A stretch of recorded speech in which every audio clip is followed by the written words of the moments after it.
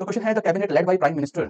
Okay, एक cabinet है led by prime minister has decided that the central government will provide free food. देखो भाई, यहाँ ध्यान रखना, यहाँ वर्ड आगे फ्री फूड, इसको ध्यान रखना है।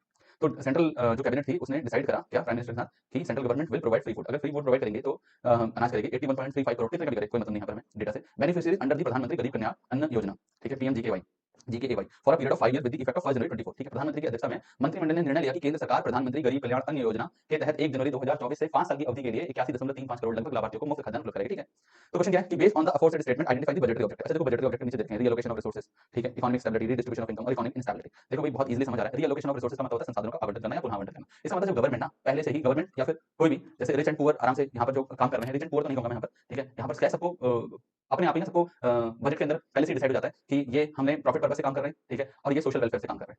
इस तरीके से काम पहले से ही हो जाता है, ये प्रॉफिट पर्पस से काम हो रहे हैं, ये सोशल वेलफेयर से काम हो रहे हैं। तो अगर ऐसा हो रहा है तो इट्स अलोकेशन ऑफ रिसोर्सेज और रीअलोकेशन ऑफ रिसोर्सेज, एक ही बात है।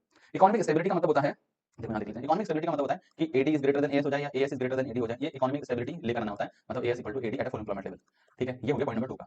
अब देखो point number 3, redistribution of income और इकोनॉमिक इंस्टेबिलिटी। तो स्टेबिलिटी का उल्टा इंस्टेबिलिटी, तो रीडिस्ट्रीब्यूशन ऑफ इनकम समझते हैं।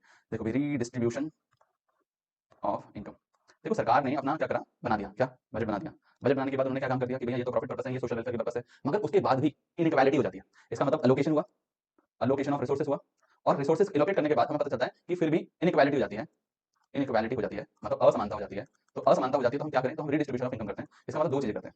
पहला कंडीशन कि रिच के ऊपर हम लगाते हैं टैक्सेस, ठीक है, और पुअर को हम देते हैं सब्सिडी, ठीक है। अच्छा जी, दूसरी कंडीशन क्या करते हैं, हम फ्री फूड प्रोवाइड करते हैं, ठीक है, फ्री फूड प्रोवाइड करना पब्लिक को। तो जो फ्री फूड प्रोवाइड है वो देखो रीडिस्ट्रीब्यूशन के अंदर है। तो आंसर क्या होगा भाई, देखो यहाँ फ्री फूड लिखा हुआ है साफ साफ, यहाँ साफ साफ क्या लिखा हुआ है, केंद्र गरीब अन्न कल्याण योजना लेकर आ रही है, ठीक है, मुफ्त खाद्यान्न दे रही है। तो मुफ्त अगर बात हो रही है तो ये रीडिस्ट्रीब्यूशन का पॉइंट है, point C is the answer. तो आपको समझ आ गया होगा ये वाला भी क्वेश्चन।